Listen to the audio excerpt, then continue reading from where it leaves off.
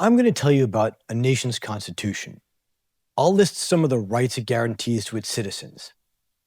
As you listen, think about what it offers and whether you think it would be a good place to live. The rights guaranteed by this constitution include all citizens have equal rights.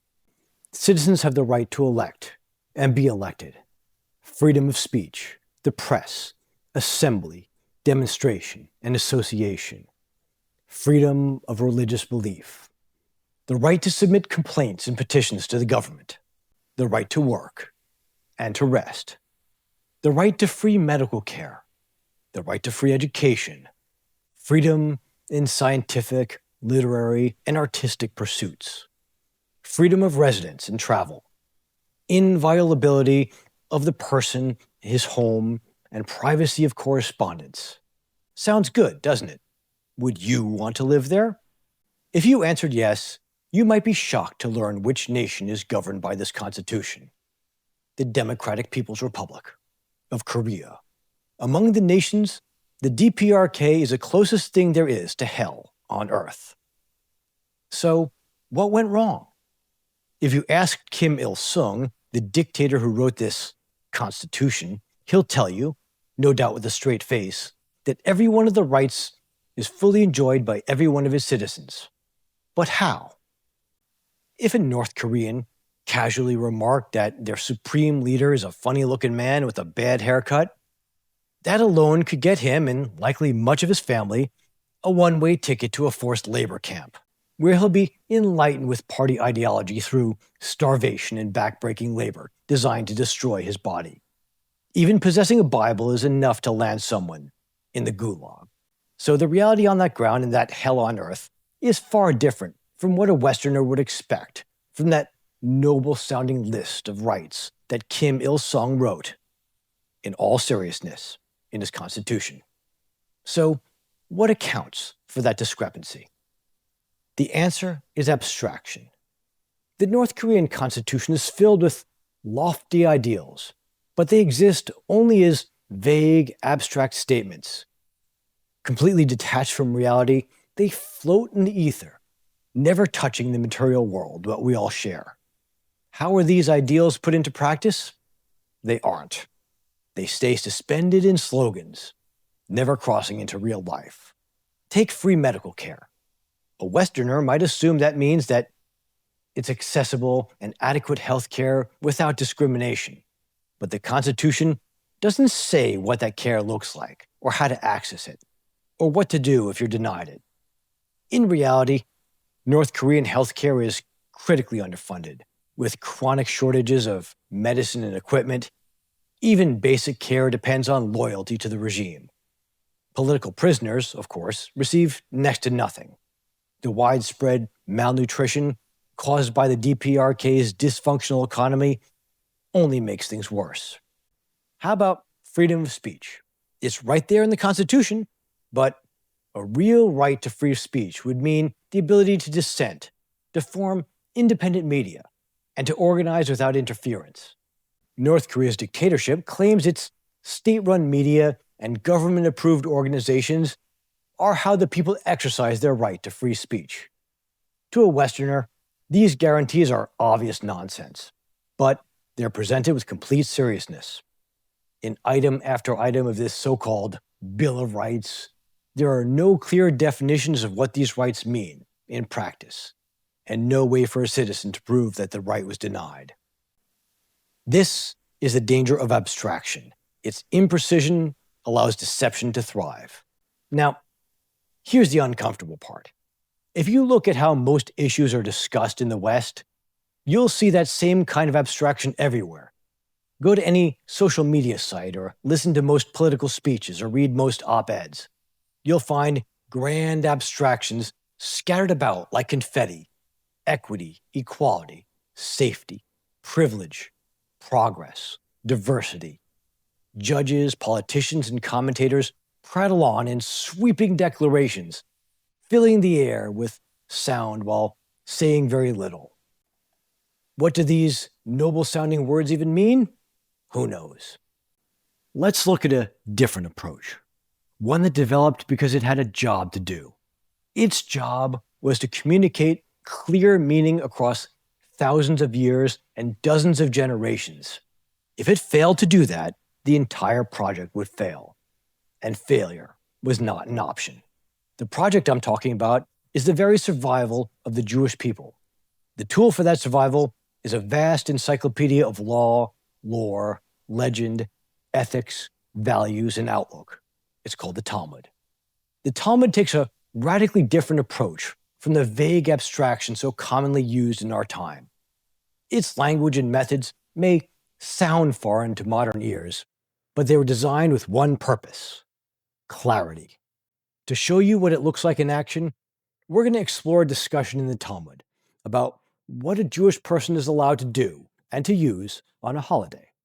I won't go through the complexities here. I'll let you explore them on your own, if you want. I've devoted years of my life to learning the language and the method of the Talmud. I am one of the few self-taught students of this difficult text. If you want my help in learning the Talmud yourself, why don't you like this video and subscribe? Comment down below about how I can use this channel to help you on your journey. Getting back to the Talmud's discussion, when we think of a Talmudic analysis, we tend to imagine it as abstract and difficult. And it can be, but here's what's surprising. Compared to modern arguments and analysis, the arguments are rooted in common sense and real-world details, often things you can hold in your hand. So, let's begin at the beginning of the Talmud's discussion of the laws of holidays. The Torah commands us to rest from servile work on the Jewish festivals. But how do we put that into practice? The written Torah doesn't say. Instead, the details were passed down orally, from generation to generation, from teacher to students. When it became clear that the Jewish people would be exiled from our homeland, the rabbis were forced to write down these oral traditions, preserving not just the laws, but a full exploration of how the principles God gave us in His Torah are lived out. And the section on holidays? Well, it all begins at the beginning. You see, it all begins with an egg. The discussion of what may or may not be done in the Jewish holidays begins with the concrete example, an egg that was laid on the holiday itself. Are we allowed to use this egg? The concept it addresses is this: what items are we permitted to use on a holiday? The principle it's trying to apply is this: we're allowed to use on a holiday only those items that we set aside for use beforehand. But before the holiday, the egg didn't exist. So we couldn't set it aside for use on the holiday. So we can't use the egg. Or can we?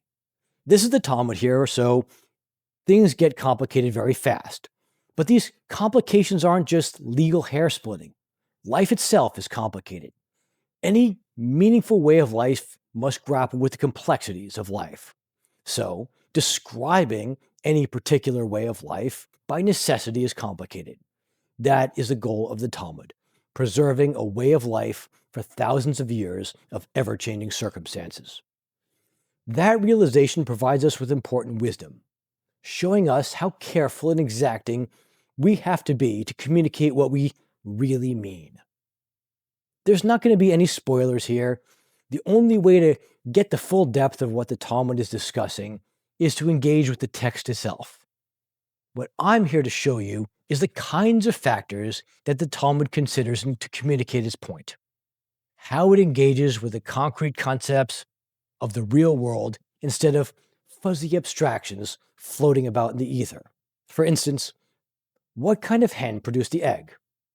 Were you raising that hen to eat it, or were you raising it to lay eggs? You see, if the hen was raised for eating, then the hen itself is food. The egg that came from it is also food.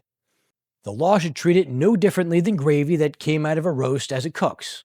So, maybe the egg can be eaten. On the other hand, if the hen is for laying, then the hen isn't considered food.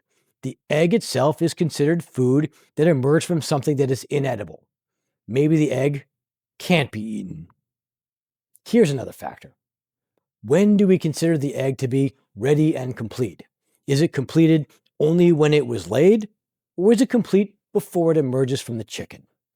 If we consider it complete before it was laid, then it actually existed on the festival itself. So maybe we can eat it. But if it's complete only when emergence from the chicken, then we cannot eat it. The discussion then considers other factors that we're not going to go into here. Some of those factors are abstract in the sense that they're legal concepts rather than physical properties of the egg itself. However, each of them is applied to a single object, one specific egg. Each of these factors aims for a clear yes or no ruling. Can the egg be eaten or handled? Nothing in this video is meant to say that there is no place for abstraction in strong and effective thinking. It's to show that one of the dangers of abstract thinking and how concreteness can be used as a more reliable substitute that preserves its intended meaning across generations. By retreating into abstraction, we moderns think we've made progress. But have we? So many ideas have become parodies of themselves. Tolerance has become a demand to celebrate anything, no matter how degenerate. Equality has become equity, in which a society is deemed evil if some have more than others, even if those who have it because they're the ones who produced it. Freedom has become the demand that niche identities be recognized and even shared with children. The Talmud's method of reasoning, grounded in concrete legal models and practical cases, provides built-in stability. It helps preserve what we need most, the divine message our people were tasked with carrying into the world. With concrete thinking that avoids descending into needless abstraction, you can only stray so far before realizing that you've lost the thread. In contrast, modern discourse often is centered on abstract principles like freedom or justice, and it lacks clear boundaries. Without a concrete framework to tether them, these ideals can be stretched and distorted until they become unrecognizable, resulting in parodies of themselves, like freedom of speech in North Korea.